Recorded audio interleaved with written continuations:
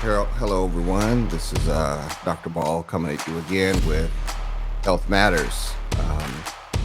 It's a podcast of my YouTube channel, Health Bits with Dr. Ball. And when you go on that channel, you'll see me giving pearls on diabetes, high blood pressure, sleep apnea, and things of that nature. I had a comment on one of my last interviews with a gentleman talking about from drugs to prison to redemption, and they liked it, but they asked, how does that equate to health? And so there may be somebody else that also has that question. So let me say this. If we don't deal with unresolved issues, if we don't deal with emotional setbacks, psychological demons, I guarantee you they're going to end up as a physical manifestation of some kind of illness. And so when I talk about health matters, the word matters is twofold. Matters as in issues regarding health, and that can include psychological, emotional, or physical health. Anyone who knows me knows I'm about the whole person. Holistic medicine, preventive medicine is my passion. And then I talk about matters as in health matters. It is important to address these things, and sometimes you address them from the inside out. So that's why these certain topics and these certain interviews still are under the heading of health matters, because it is health issues and it is health issues that matter. So having said that,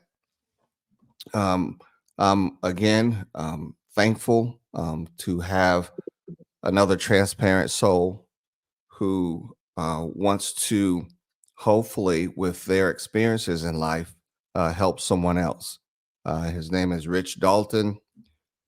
He's been through the gamut as far as hurt and how that hurt has manifested in different ways in his life. And I plan on touching on that. I plan on asking questions of anger and addictions, and when was a turning point, and all of that. So I'm going to introduce Mr. Dalton to you now, and I'll let him just tell you a little bit about himself. Thank you so much, Doctor. Absolutely grateful to be here. Again, as you said, my hopes and intention is to share my story in hopes and belief that it will resonate with at least one person. And I know there's many other people that know what I've been through, and we all go through different paths in our journey. We'll have different actors, different, screenplay, different situations, but we all have the same emotions: grief, loss, fear, anger, joy, happiness, peace, things of that nature. And I really feel like I know grief, loss, fear, anger, depression very, very well. They were my best friends probably for most of my upbringing. Well, we're going to dive into that. So we met a couple of weeks ago, and we just kind of chopped it up a little bit to get to know each other. One of the things that stood out to me, your dad committed suicide. And shortly after that, 3 months actually, your uncle passed away. Or did your father suffer with depression or mental illness? So I was 6 years old when he shot himself. I was downstairs in the basement watching my sister, and my mom had just left. As far as him suffering, I assume so. I don't have many memories of him. I remember talking to my mom about it, and she never really knew.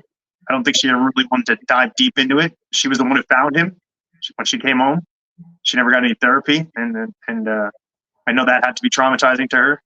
I know that she grew up with a lot of other trauma, and I think she bottled it all in.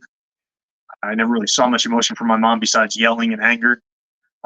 Mind you, absolutely love my mom. I know she loved me. She did the absolute best that she can. I have absolutely no complaints, no regrets.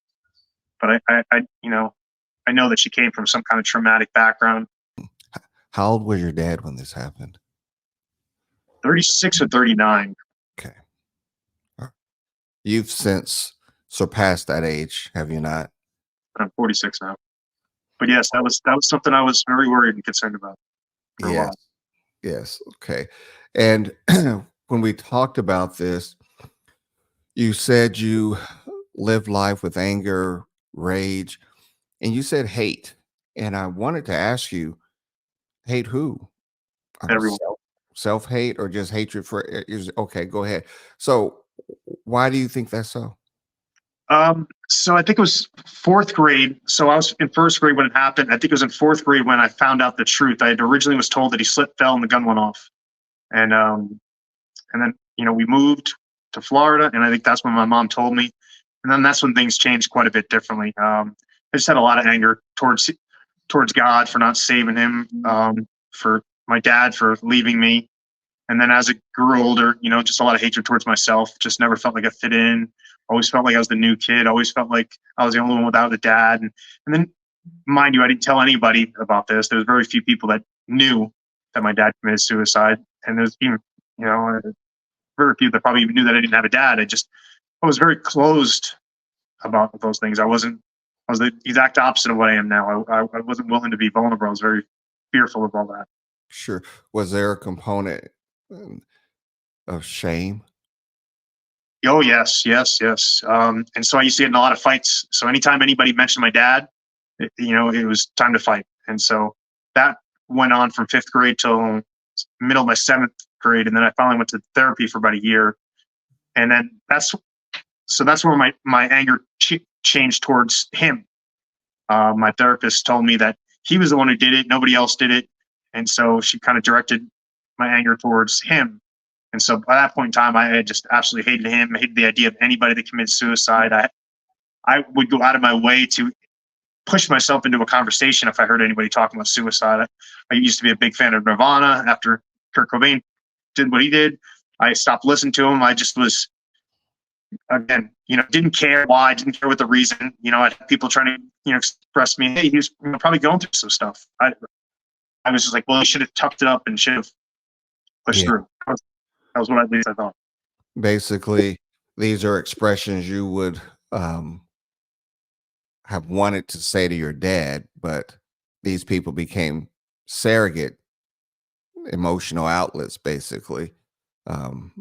So you kind of put your way in these conversations. How do people respond uh, when you would get on your soapbox about s- people who commit suicide being weak souls and all that kind of stuff?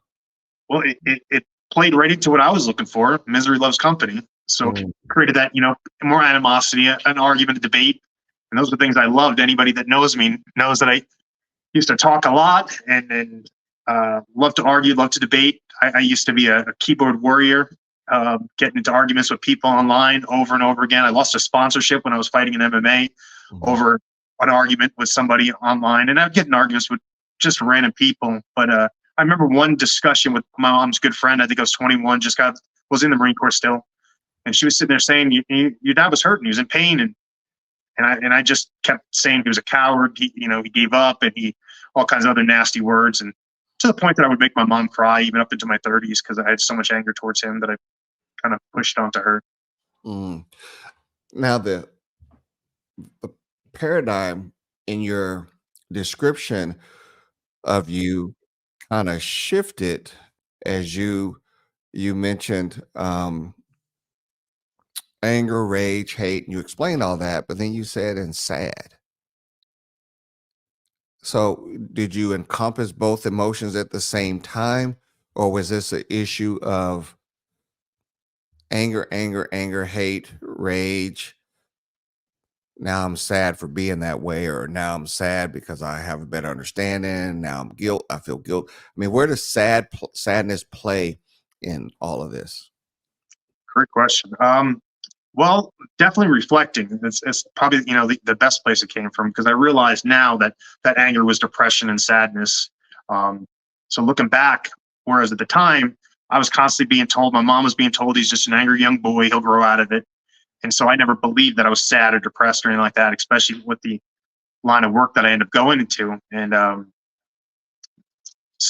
I just remember being lonely, just again, sad, just not feeling like I had friends, not, and the friends I had not feeling like they really liked me, and just my mind just, constantly spinning, creating all these stories and thoughts and ideas. And half of them were, if not more than half, were made up from my own experiences, Yeah. not necessarily from what people did to me. Rich, as I hear you talking, you can actually,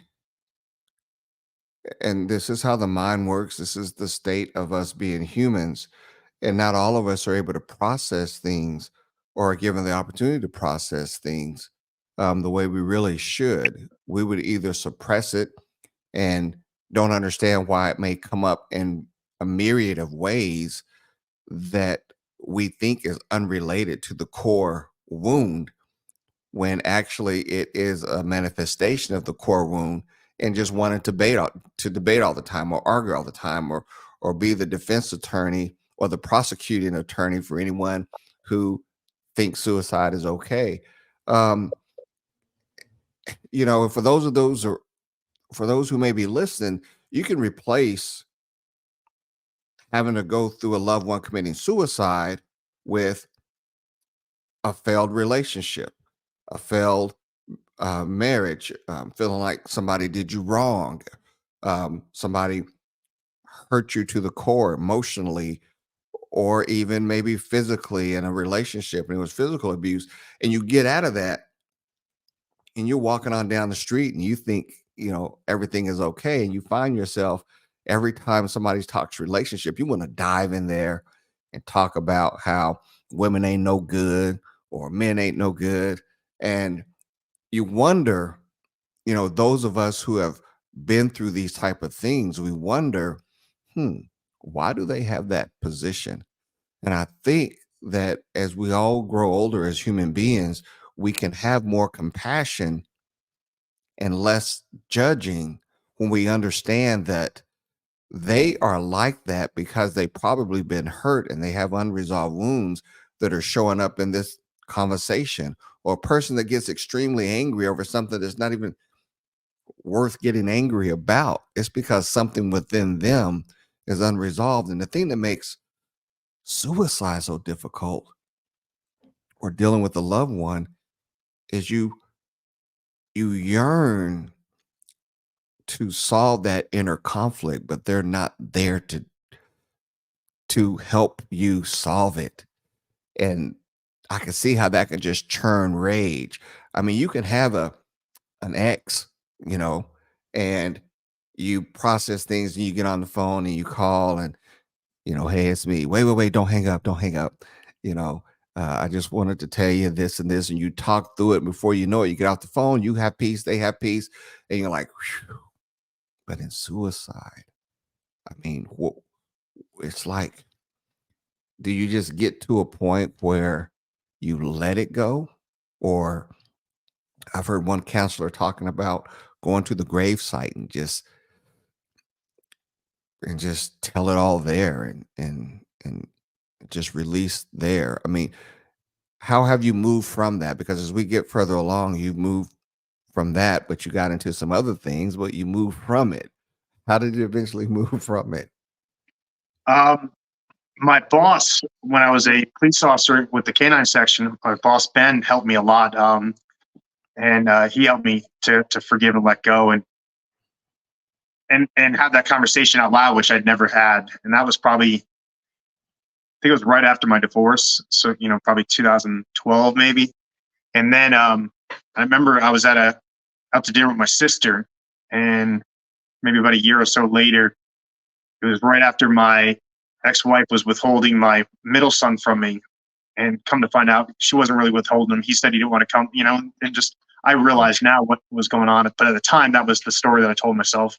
Right. And so I remember being there at dinner with my sister and just breaking down crying. I just missed him so much. He was, now looking back, I realized I put a lot on him. He was my best friend. Especially as the years went by, I relied on him so much because I pushed everything else and everybody else away. But I just remember we ended up having to leave because I couldn't stop crying. My sister asked for the check, and we got our food to go. And that was when I really felt like just this overwhelming depression, which had already been there. But I was so sad and just so upset about missing him, and I didn't understand it. And so that was a really really hard time in my life. But that was when I finally just stepped back, and I remember saying to myself, "Wow, I wonder, if that was even just a little bit of what my dad went through." And one of the things I finally realized is, being a cop and a Marine, I pulled the trigger on a gun, never at myself, but I know how much pressure it takes to pull that trigger. And I've thought about suicide quite a bit, probably since fifth or sixth grade, and up until maybe 2 years ago. And I can't imagine pulling that trigger. I remember really sitting there thinking about that about a year ago, just the amount of pain that he must have been in to have been able to pick that gun up and put it to his head and then pull the trigger. Mm. So understanding brings about compassion Yes, that's and and then the lack. compassion. That was one thing I didn't, I never had. I don't compassion, grace, especially for myself. Yeah. So that's been a huge help. I've met a few people like that, and unfortunate, they're not going to become compassionate until whatever unresolved issues get resolved, where they can have a better understanding of the hurt that uh, they've gone through. I've had to walk that journey myself, and I know many people have to, and I think that journey is just a part of life. Now, um, you went after high school. And I guess from what you're telling me, you fought enough to where you probably was already pretty skilled. But you went after high school into the Marines and then MMA, or MMA and then the Marines? The Marines and MMA. I went from one um, violent sport to another. Soccer, baseball was what I grew up on, and then went to football, and went from football to wrestling, and then wrestling to the Marine Corps, and then was wrestling throughout there, and then was always interested in martial arts, and then really got into it probably about well, then I wrestled in college, and then I got into MMA right after that. Okay. And you mentioned, um, and I know this has been true with me. I know I've had some um, struggles along the way, especially in my adolescent years, in dealing with stuff that was coming up in me that was buried or suppressed, as, I guess, as a child, as a survivor skill. My mind buried it, but as life happens, it seeps out, man. It's like, oh, where'd that come from? And now you're forced to deal with this unpleasant feeling, or this overwhelming emptiness kind of thing. And you mentioned sports kind of being a salvation during some time. Now, in your case, was it a legal means of being able to be aggressive and angry without consequence, or was it the team, or what? Good question. Well, one thing I've noticed that I've had is a lot of restraint, and I guess that's a good and bad thing. Restraint in the fact that I've always been a bigger guy. I'm 6'1", right now about 220, and I got as big as 305, 310. But even in high school, I was still around 200. So I always felt like I had to be careful, and even with wrestling, because most of the time I was wrestling with the smaller guys, and I did that even with fighting. Like my goal was never to hurt anybody, Hmm. um, but my goal did become to win, and that became my drive, which caused so much pain because I it was based on fear. It wasn't based on love of the sport and love of myself.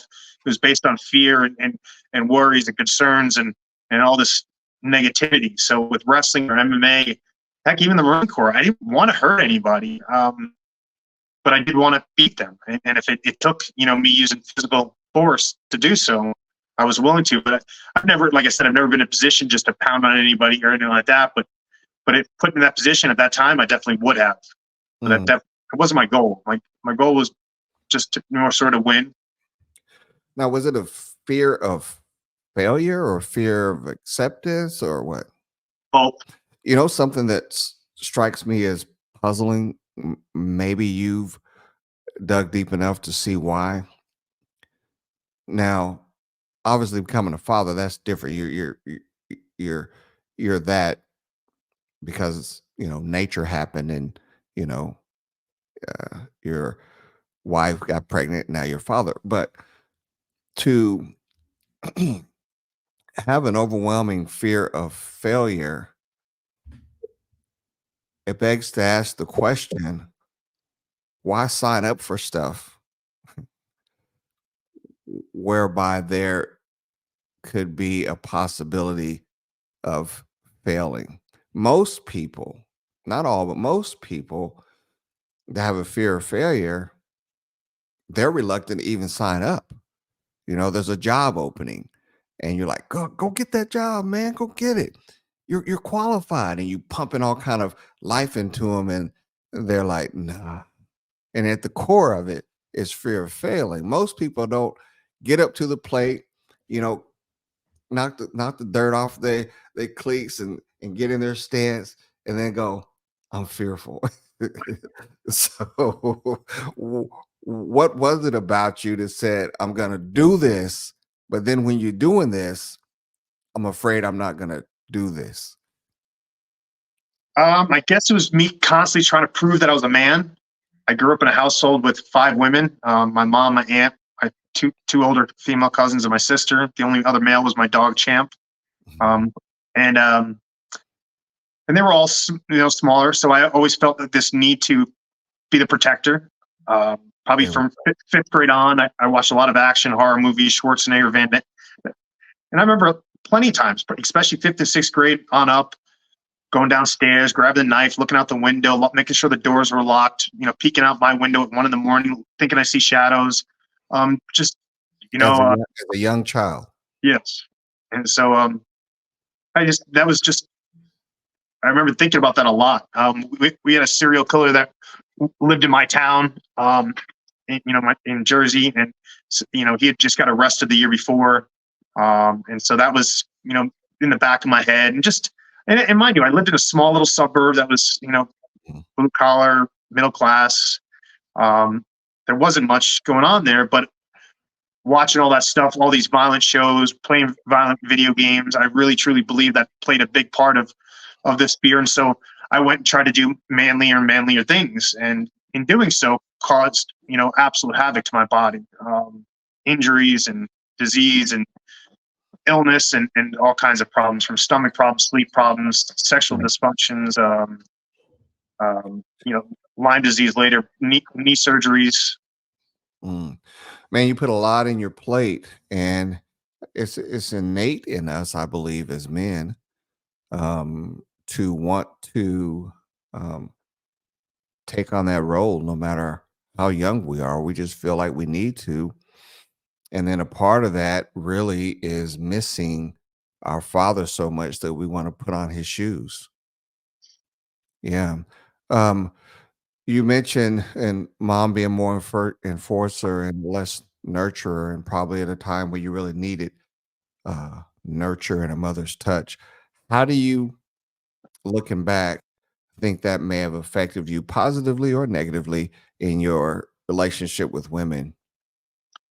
Ooh, um, yeah, I struggle with that quite a bit. So much so that I haven't dated, had sex, or been in a relationship for the last year and a half now. I've taken myself out of that situation because it was bad. I treated my sister poorly, treated my mom poorly, treated my ex-wife really poorly. You know, only had really two other relationships probably that were maybe a year and a half, and I just did a lot of unhealthy things to them. Just a lot of gaslighting, a lot of manipulating, cheating, just physically, emotionally. I just had no love for myself, and so I was constantly trying to fill up this hole in me with whatever I could. And being an athlete, being a Marine, I was always against drugs, so I was trying to find these And so my first addiction was food, without a doubt, and then probably 13, 14 became porn and sex or women, and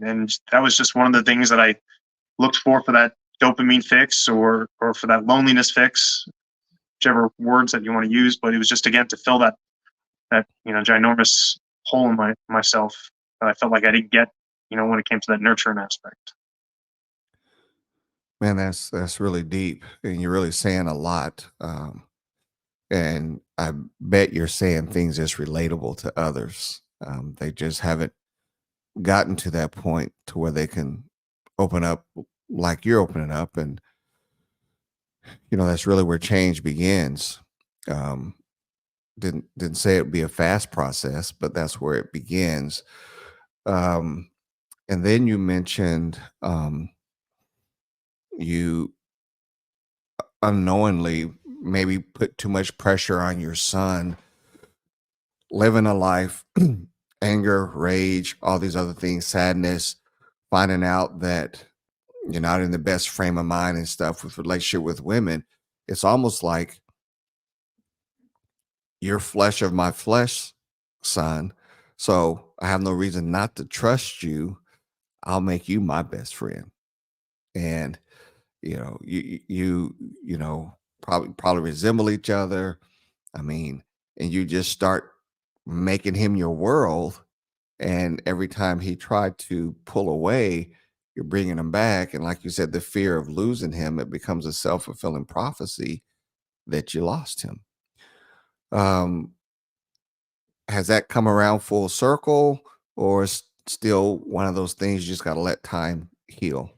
Um, Time still needs to heal because I also have another son. He's 24 from another relationship, and and his mom and and myself. I was 20. I was in the Marine Corps, and we were friends, but we hated each other, and just it just was a bad mix of things. And I just I think both of us were in a bad. I can't speak for her. I was in a very bad place in my life. As far as dealing with that. And so when she came at me the way she came at me, I ran. It was, this is yours, and she went to my command, and I just ran. I did exactly what my father did to me, in a different way. Um, Right. I finally reconnected with him, or made an attempt to, about 4 or 5 years ago. I've messaged him. I've messaged him a couple times. I've only gotten one response. But since I've made some amends with his mom, her and I are talking terms, and then with his dad, and we've had a couple good discussions. And then I have two boys that are 17 and 14 from my marriage. I was with their mom for 13 years, and I talk to them on the phone once a month, once every 6 weeks. All three of them live in Virginia. Mm. My two youngest, I don't know about my oldest. I believe my oldest knows about them, but so not being face to face, I lost custody of them 4 years ago. So that's one thing I haven't gotten back, and I'm just right now, honestly, I'm just working on myself the best that I can, and healing my wounds, and trying to be the best version that I can be of me, so that I can be the best whatever it is to them. And I've told them, if I'm never their father again, I'm perfectly fine with that, whether I'm their mentor or teacher or friend, whatever that is, because their stepdads, who obviously were much more fathers than I were, stepped in when I couldn't. I'd love to say that I could have done a better job, but that was the best I could have done. And if I could have done better, I would have. I truly believe that.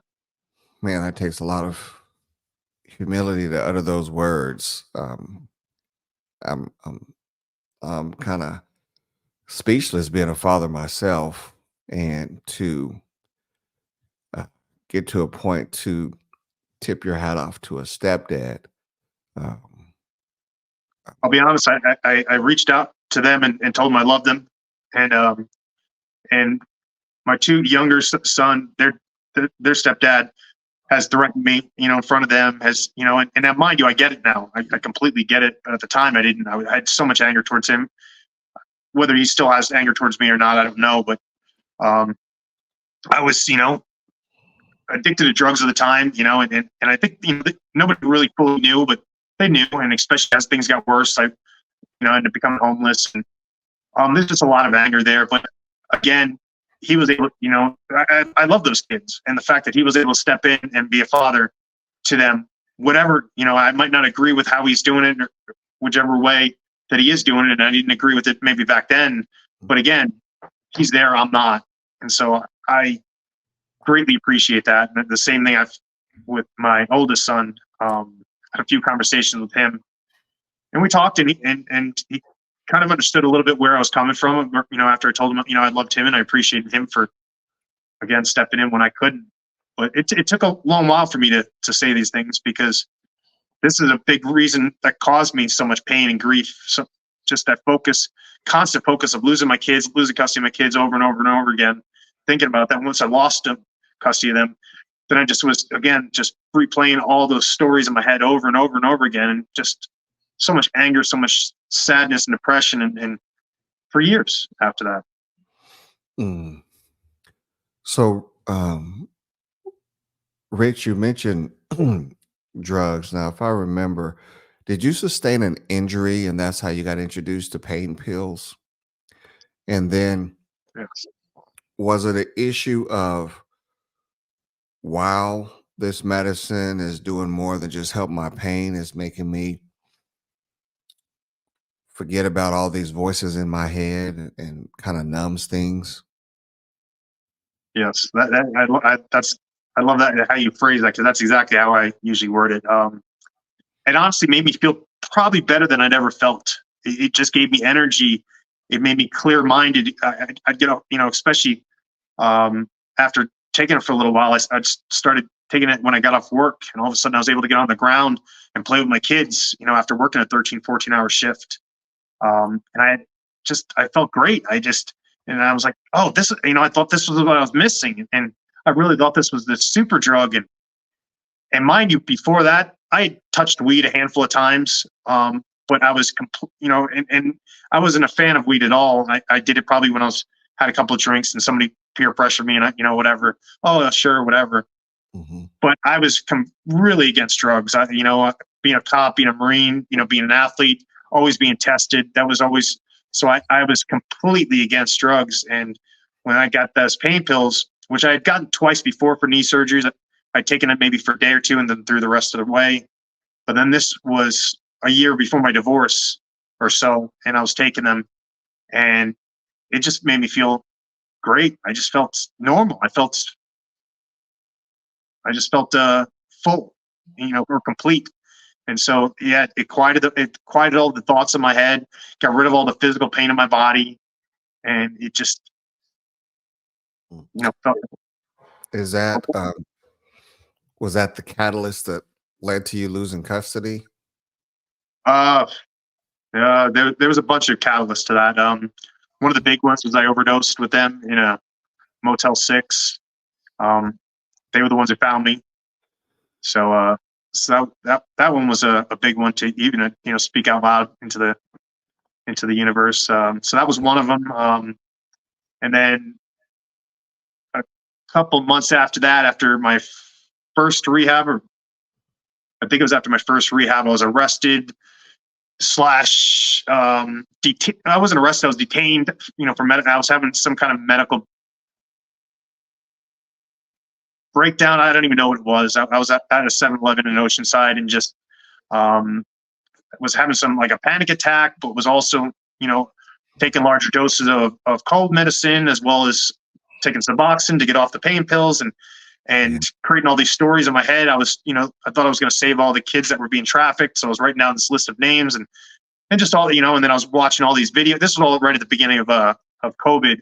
So I was going down all these rabbit holes of all these different conspiracy theories. And I remember, I was taking my chip out and hiding and throwing it away. And then I threw my phone away, and just, so yeah, it ended up being 3 firefighters and 2 cops that had to pin me down and sedate me. And I was still fighting, and they had to bag me and put a knee on my face. And thankfully I got the opportunity, 2 days later, to apologize to the cop and make some amends. And I tried to go to the firefighters to talk to them, but yeah, I told the therapist, I think, to talk to my wife. And then she told my wife a lot of the stuff that I was doing or what happened. And then it kind of got twisted a little bit. And then she was in the process of moving. So that was, the nail in the coffin right there. But even prior to that, it was just, I was getting them late to school a lot, holding them out of school a lot. Sometimes because I was withdrawing, sometimes because I just wanted to spend more time with them, other times because I was just sick. And just, this things kept slowly getting worse and worse and worse. Fear of losing them. Oh gosh, yes. Yeah. And my mom, in the middle of that, was diagnosed with cancer. So then that fear started popping up. And prior to that, my fear of losing my job and fear of losing my house. And so again, that's where I put my focus on. that's where things exactly went. Lost my job, lost my house, lost my kids, lost my mom. And, none of those things were an accident. I put Right. all that focus on and all that energy on it. And eventually you were homeless, right? Yes. Yeah. So, Rich, where are you now? 2024 on So, your in yeah, this evolution of Rich. Where are you now? You've been through a lot, your childhood, and you still got in some serving professions. And I want to thank you that for your service as a soldier and your service as to protect and serve as a police officer. And from what I hear you saying, you didn't use your anger um, or abuse your authority as the law to let out your anger. You work with canines and just basically did your job. So I want to thank you for that. And you mentioned right now you've taken women and sex and all that out of your life because you want to work on you. So 2024, where is Rich Dalton? I just want to add one thing to what you said. So you're right. I didn't take my anger out on my job. I literally, in almost 15 years of law enforcement, I only had to physically or restrain one person. And that was more so my supervisor's call, because if not, I would have probably kept talking. And sometimes to my detriment that I talked. But on the flip side, I took my anger out elsewhere, especially towards my drug addiction. It got to the point where I was stealing while on the job. I was having sex on the job. I was meeting women while in uniform. I was stealing pills from people's houses while on calls, stealing pills from cars, stealing pills from our dogs that had surgeries. I was doing some despicable stuff. And Yeah. so to answer your question, where I'm at now, I regained everything back, almost, besides my kids and my mom. But my health, I was working up in Orange County, California here, got this great job, was making all kinds of money, was dating girls half my age, for the first time in my life, had a six pack, had a car, had a roof. I was living in a penthouse, then a mini mansion, and just living the dream. So I thought, and I remember plenty of times patting myself on the back, yeah, I got this. My mom would be proud. And then, His mom passed away, or yeah, she passed away 3 years ago in April. Yeah, I'm sorry to hear that. thank you. And so, I remember, like I said, patting myself on the back about that. And then kind of started, even though I was dealing drugs, I was working security for underground poker games, partying a lot, just, trying to get, but on the flip side, I was still working on my health a lot, still trying to get my kids back. I was doing, some things in that alignment. And I had a couple more rock bottoms where I got in a car wreck, and by the skin of my teeth got saved from that situation. And then about a week later was involved in a home invasion. 3 guys came in with guns, supposedly looking for me. And I got, and after that situation, I moved back down to San Diego County and gave everything away. So all the money I'd made, I just started giving it away to clients and other people. My fitness, I kept on to that. But the way I was living out, I truly believe I was probably about a year away from, pulling in $1 million, at least $1 million a year. With the business that I had. Now, mind you, would it have been legal? Would it have been good? Oh, no, not at all. And the karma would have been tremendous. But Right. I remember thinking that this was everything that, as a man, I'd been told, I was living in these great places and dating all these beautiful women and hanging out with guys that were making 6, 7, 8 figures, living this great life. And now, in my mind, all I got to do is get my kids back. And that was what I was working on. And like I said, that home invasion, kind of, when you want to call it God or the universe, stepped in and was like, no, you're not. This is. So I came back down here and honestly, found Jesus, and Jesus became a huge mentor to me. And just following his path and seeing what he does, and especially when I see, watch him in the TV show The Chosen. That's exactly the kind of man I want to be. And he was strong, was confident, but humble, Yeah. and a teacher and a mentor. And So that's what I do now. I teach martial arts to kids and adults. Um, I give back to the community as much as I can. I help out with the homeless community and addiction community. I mentor a lot of people for free. Um, I don't live in it, but I sleep in my car because this is my being. This is where I live. And for me, this last year and a half, I've traveled more in this last year and a half than I have probably my whole entire life. I've been to New York for speaking engagement, to Mexico, to Vegas, to Big Bear, and locations around here. But people don't trust me. People, because I trust myself. That was, I have faith in myself. I know who I am. I know my purpose. I know where I'm going. I know what I'm doing. And I've gotten rid of the karma because I stopped doing these things that were causing all these problems. Yeah. I found inner peace. So I take a lot of time for myself, meditation, breath work, eating clean, fasting, things of that nature, journaling, nature, being outside. And again, like I said, just looking at Jesus, that's been a great way for me to anytime I ever start feeling like I detour off, and I don't want to get, religious, because I don't even consider myself, a religious person.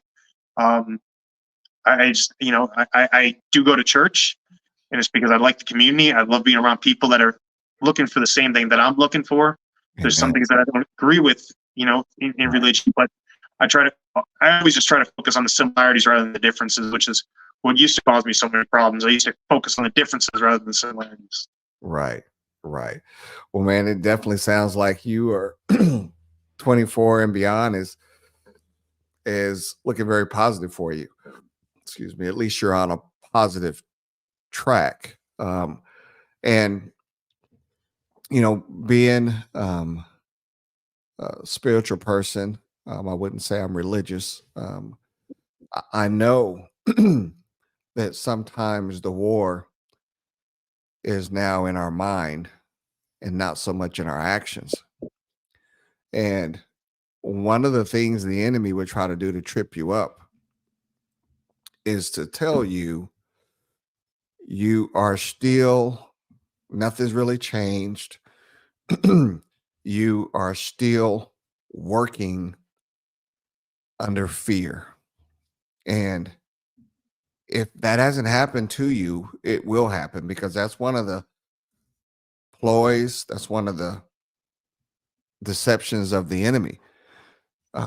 We fall in love with God, we fall in love with Jesus, and we don't work to earn his love. We work because we have his love.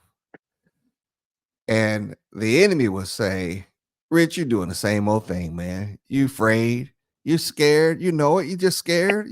You scared all that love that you felt that Jesus had gonna leave if you don't keep doing this stuff, uh, feeding the sick and visiting the homeless and so forth.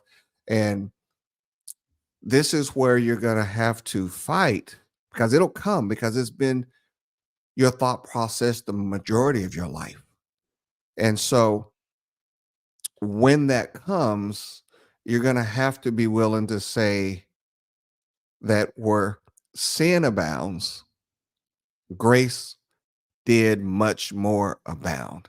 In other words, even if that thought comes in my mind, even if I feel like I'm trying to work to earn God's love, even if I feel like I'm slipping back into that negative thought process, his love and grace will still cover you. And that's the beauty. And so when you know that, that's where the confidence comes in.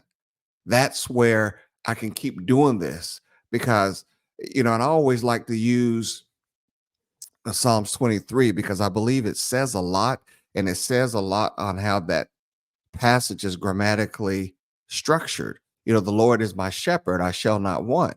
Well, a shepherd walks in front of the sheep. So in other words, I got to follow him, and he's going to take care of my needs, so I want for nothing. You said that. I started giving things away. And then it says, he maketh me. That's an action word. He maketh me to lie down, because sometimes we get so busy that part of walking this walk is to sit down somewhere and be restored. says he maketh me lie down, not in some dirt, not in some gravel, but in green pastures. So what that tells me is every now and then when it seems like our life is not productive, when seems like nothing is happening, in the unseen realm, he's got you laying down, but not to starve, but to eat. Not to eat physically, but to eat spiritually. And so make us lie down in green pastures. And then he explains it, not because I said it. He said to restore your soul. And if that's not good enough, I'm talking about what motivates people like me and you to do what we do. If that's not good enough, it says, goodness, which is grace, and mercy shall follow me all the days of my life. So if you line this thing up, you got shepherd in front of us. We follow the shepherd, but then grace and mercy follows us. So if I fall forward, the Lord will catch me. And if I fall backwards, his grace and mercy will catch me also. And so as you pursue this, as you walk forward, as you um, eventually dabble back into relationship, man, continue to be vulnerable. There's power in vulnerability. If a person wants to use that or abuse that, that's on them. You know, I've been vulnerable for a long time, maybe sometimes to a fault. I could tell someone, as a child, I longed for affection and didn't really get the affection I felt that I needed or my body yearned for. I don't remember many sitting in the laps. I don't remember um, a, a, a, a, a towel rubbed over my forehead when I had a fever or when I'm sick. I don't. I'm just being honest. I don't remember in my childhood being told I was loved, being told I was the apple of anybody's eye. So I can share that with somebody. And so if it's a female, um, they may say, okay, I know how to get him wrapped around my finger. I just talk that affectionate talk. I just talk that sweet. Oh, he just melts. I can shoot. Give me $500. He'll probably do it. But unfortunately, when you're vulnerable, that very same person, you trigger them or get them upset, they're going to say, that's why nobody gave you affection. That's why nobody likes you. And you got to be willing to just take that risk. Like, ooh, that hurt. But at least now you know who you're dealing with. Yes. Yeah, at least now you know who you're dealing with, man. And so I'm that way. And I always like to say, um, it's good when humanity comes to the part in life where they realize they have to take the fig leaves off.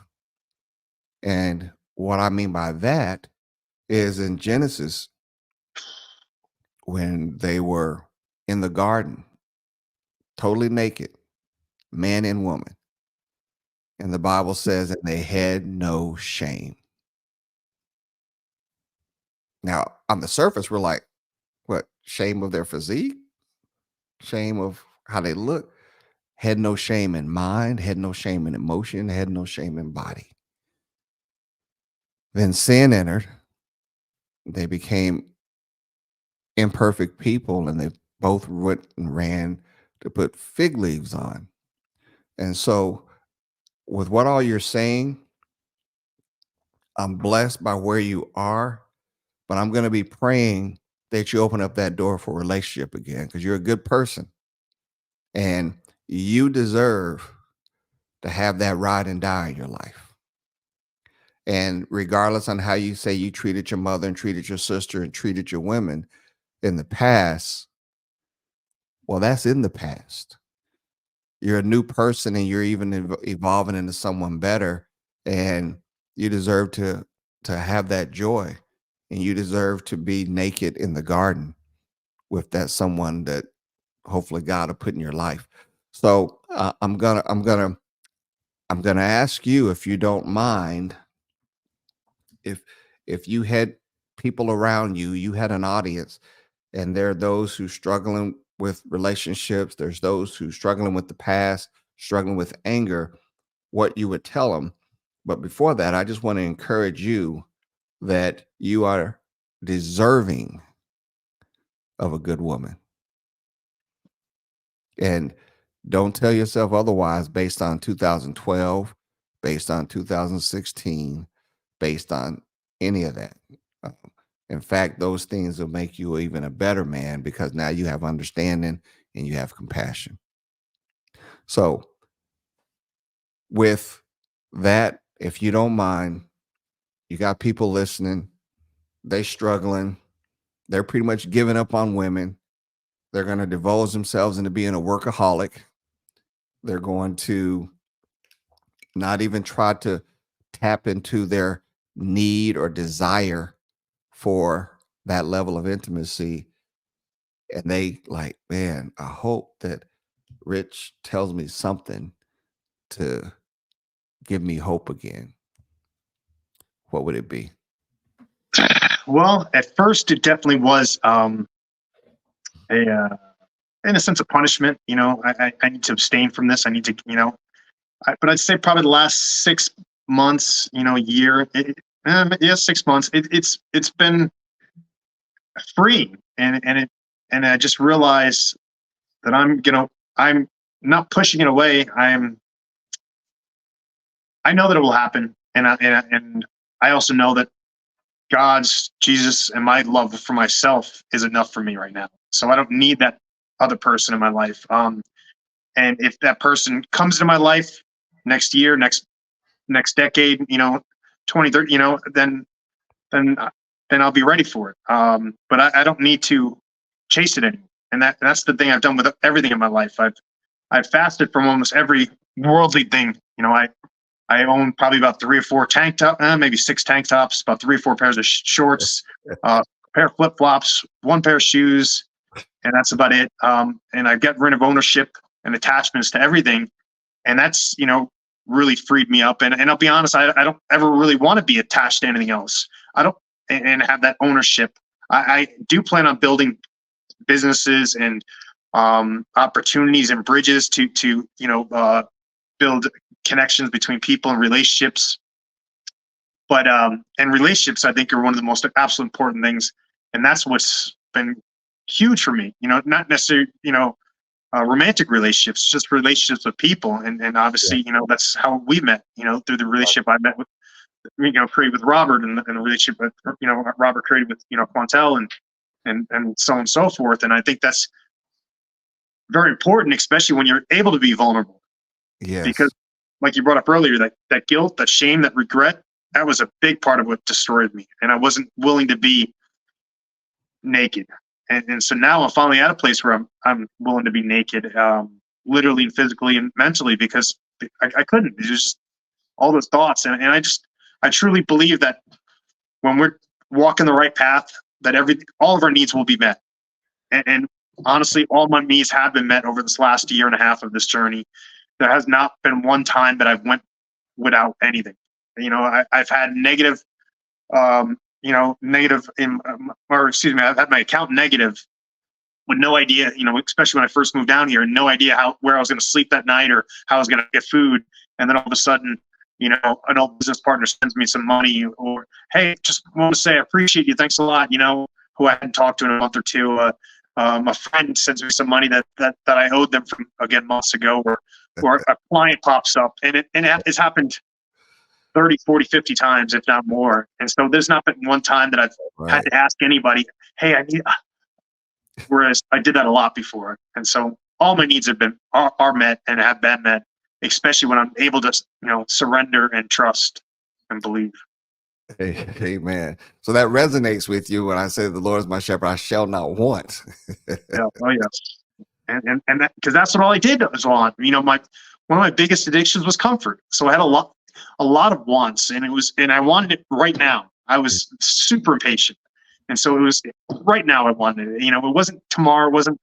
And I was very aggressive about it, not realizing that I was a big guy. And mind you, I never hurt a female, but none of these females ever knew that, and I never realized that. My mom, my sister, my ex-wife, or any of my exes. I'm this big guy, and I'd get angry. I'd throw a remote down and slam my hand, but I would never touch them, and that's what I kept telling myself. But they Yeah, don't know that. exactly. you're They don't know demonstrably, what's going man. on in my head. You're a big guy, and so yeah, person gets angry. The first thing the person that you're angry towards is like, "Uh oh, what's next?" And they would rather not live with that potential fear. And for that, I am grateful that my ex-wife pulled the trigger and asked for divorce, because at that point in time, it was just going to get worse. I wasn't. I pulled away from martial arts and working out because of this injury, and then the pills, and then my anger at work and all this other stuff. And I'm grateful that she had the courage to be able to do that. Yeah, man. 46, that's your age now, right? Yes, sir. Yeah, you still young, man. And honestly, I feel like I get younger every single day. I haven't been sick in over almost 3 years. I haven't been injured in well over 3 years. There was a point where I couldn't lift my shoulder past there. And I still have some injuries, some arthritis, that I'm still working out, but I'm physically, mentally, and spiritually in the best shape that I've ever been in. I'm competing in jiu-jitsu tournament this weekend. I did two last year as well, after not competing for almost 15 years. I used to struggle putting a seatbelt on. I couldn't do, 3 years ago, I couldn't do one push-up. I couldn't hang from a pull-up bar. My body was, just falling apart. And I truly believe what you said in the beginning was, it was all this. It wasn't, my genes. I do believe in epigenetics, but it wasn't in my DNA that I can't ever change. It wasn't God's will. It wasn't. It was me. It was. And if I could create all that, then I can reverse it all. And I'm watching myself reverse all the effects. Yeah, man. I would with this show and more to come, that if anything is taken from it, is that we only got one shot at this life, man. And we only got one body to live it in. And God has put it upon us to take care of these earthen tabernacles. He, I mean, he has. And, whether a person wants to check out of here at 40 because it just destroyed their body, or 80 or 90, we get to heaven, and say, God, what? He's going to say, hey, all things are expedient, but not necessarily all things are beneficial towards you. And that's where my grace comes in. If you want to do that, okay, all right. I'm not gonna love you any less. But when you come up in here a little bit earlier than what I had desired for you to, don't ask me why come you didn't have more, because he gives us all the same, man. He really does. And like you said, there is a genetic disposition on some things, but I've discovered, as being a physician for this long years, over 20 years, a lot of what I see, man, and a lot of what I treat are stuff that could have been avoided. I I mean, there agree. there are those unfortunate get rare cancers, or out of nowhere a brain tumor, and it's kind of sad, and you're sad because God has a greater purpose. You just don't know what it is yet. Because we don't know the future. We don't know if 20 years from now their offspring is now going to be a world-class neurosurgeon or something be, behind that. But for a lot of it, it's like, um, this is stuff that could have been avoided. And your your testimony of finally dealing with these demons, finally addressing these monsters, and even something as simple as rotation of mobility of a shoulder seems to be improving.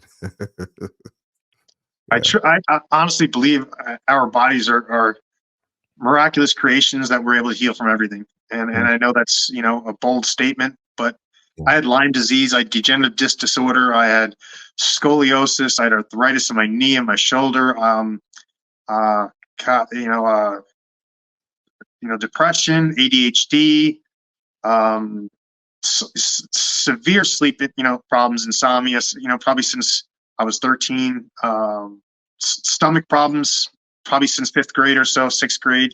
And I truly believe this was all created by the emotions that get stuck in our body, our mind overthinking things, and then the coping mechanism, as well as the trauma that, and the stress that and then the unhealthy coping mechanisms that we use to then fill that hole and that void, Right. which then makes things just so much worse. And for me, those unhealthy coping mechanisms were beating myself up or getting beat up through wrestling, MMA, and these hard jobs, because I also took all these jobs because they also kept me in line with my weight. So I've always had issues with my weight, Hmm. and so that was I always a big factor. I always felt like I was fat and overweight, and was just always battling that. And every one of those jobs, I had to make weight, as a cop, as a Marine, as a wrestler, as an MMA fighter. So that was one thing I could forcefully do to keep myself in shape.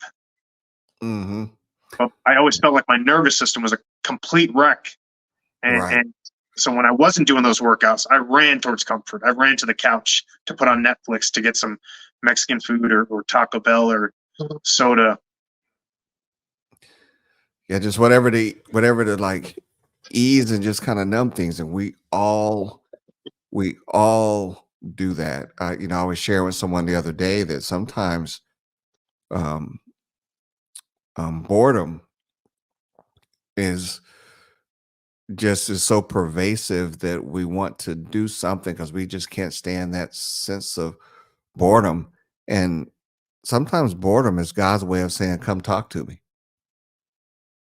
And that was my other issue, because I had no inner peace.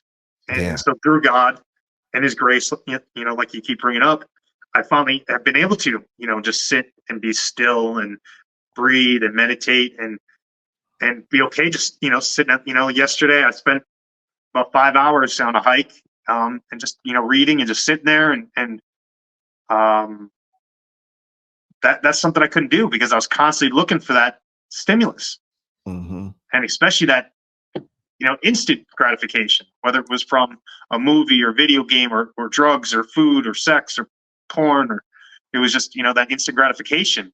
And so now I've lived the most disciplined life that I've ever lived. And that discipline is creative freedom, because every single day I have about 20 or 30 things that I get done. And now it's gotten to the point that it's subconscious. And so I know it gets done even on my quote unquote bad days, and honestly, I don't think I've had a bad day in well over a year. And it's not that life has changed. Life still keeps happening to me. I just have a different perspective now, There you go. and that inner peace. There you go. That's it right there. Rich, you mentioned going around and doing speaking. Do you have like a podcast or anything like that yet?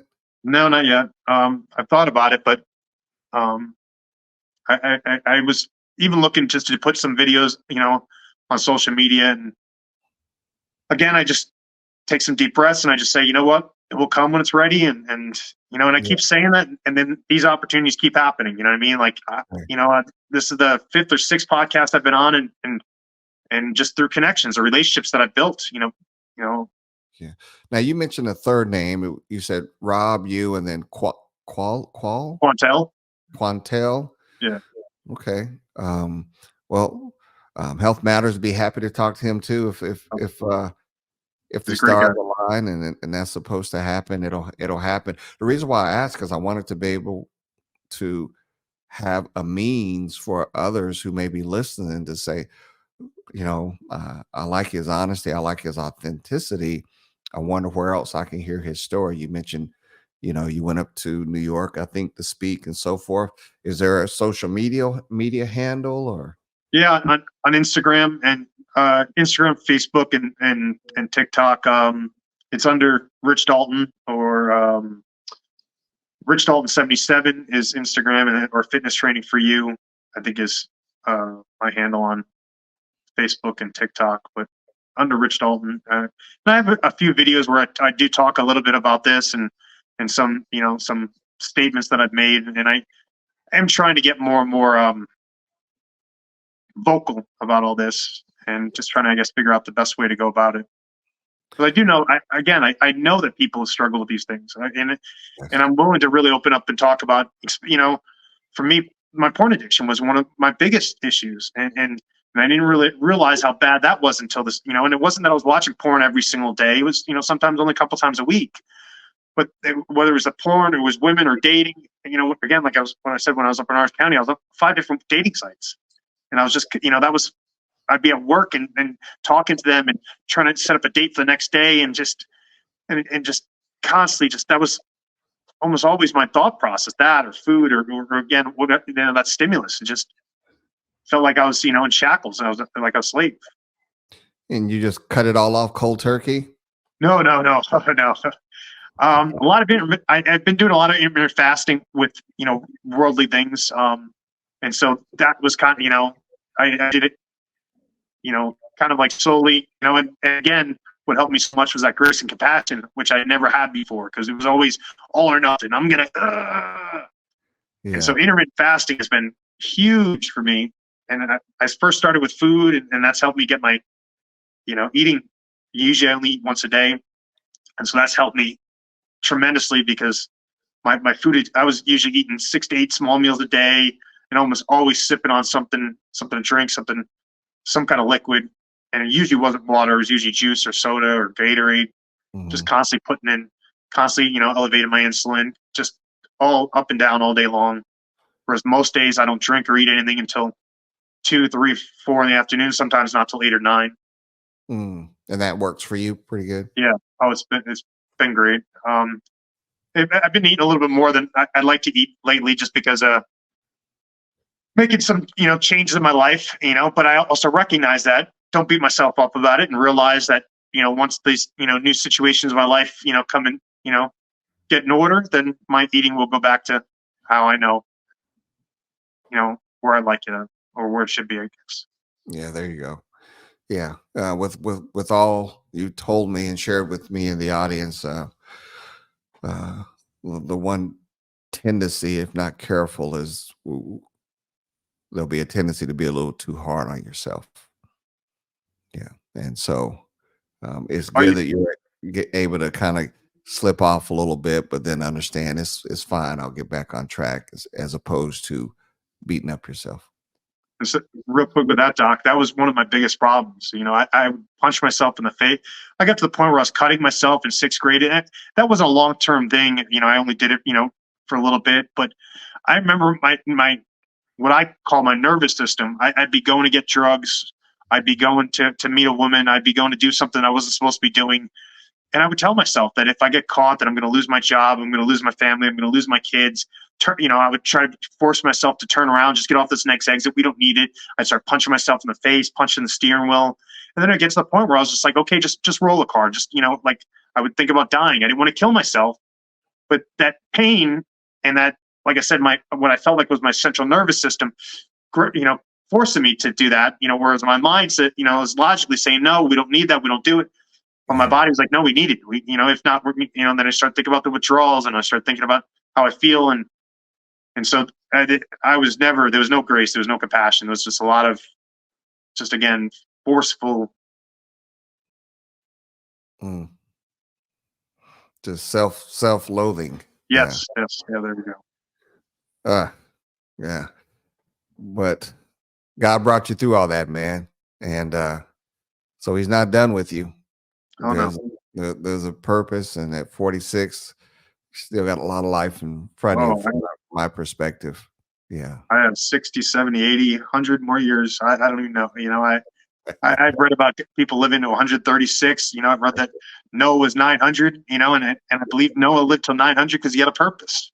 He had a Yeah. very, very driven purpose, and he had, obviously a great father figure behind him, Yeah. Yeah. showing him grace and compassion. And I'm not saying I'm going to live to 900, but I have no intention and honestly, I don't fear it anymore. And that's, the great part about it. Will I die? Of course, this body, body will eventually. When, where, how, I don't know. But, I realize that almost all the pain that I've caused, all the pain that I caused before, and especially all the suffering, was for me. And now that I'm present, my mind is clear. I don't get in accidents. I don't trip. I don't forget things. Every once in a while, there's small little things, Right. very tiny.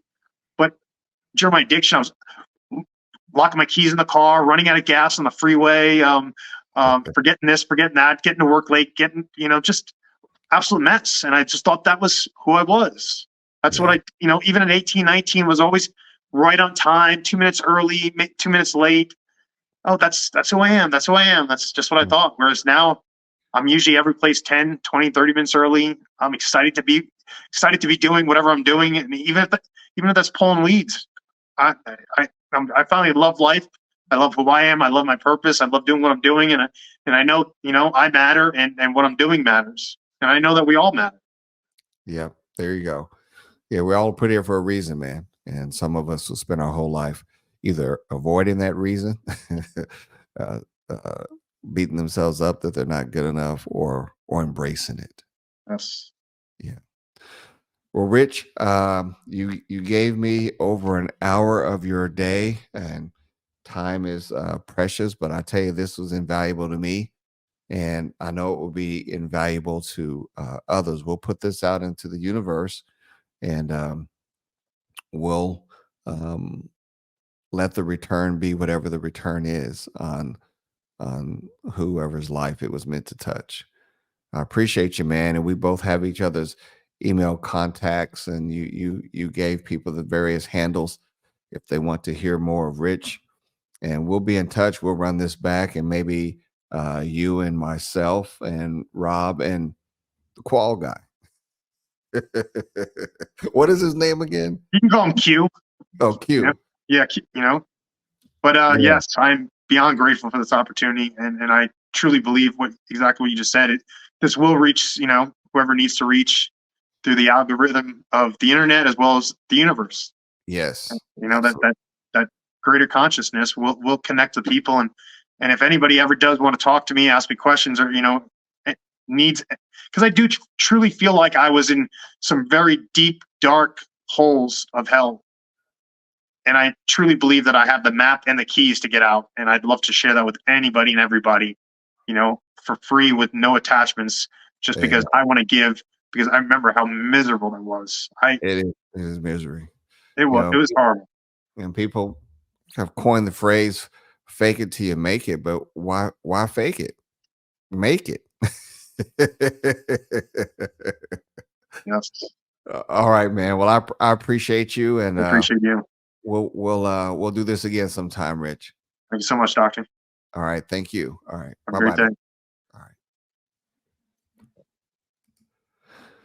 all right. Well, that was another um, episode of Health Matters, and we talked about many of things. And there may be those of you who are out there and you contemplated suicide and thought about suicide, and of course, there's 1-800 numbers to call. There's family to call, and you can also reflect on someone who's been through the pain of having a loved one do something um, so drastic. It's a permanent solution for a temporary problem. And he mentioned how it really affected his life from childhood on, and relationships. And at 46, still struggling. Um, One event. But then he also let us know how, through the grace of God, he has found purpose and he has found peace. And that's not just by accident. That is just not something available to him, but it's available to all of us. So this is Health Matters. Again, uh, why talk about such things on a show about health? Well, because if you haven't figured it out, then you're yet still disconnected that we are mind, we are body, and we are soul. And if we have the outward physique of Hercules, but a troubled soul and spirit, it'll show up and it'll eventually wreak havoc on that physique. And if we have a strong mind and a rock steady soul, but some kind of way it hasn't registered that we should take care of our bodies, then all the things of that good soul and mind will not be able to manifest with the longevity and stamina that we had hoped for, because our body shuts down. So health matters as in various matters and issues with regard to our health. Health matters as in it's important. It does matter. So we'll do this again. I'll comment or respond to any comments that may come of this. Until next time, God bless.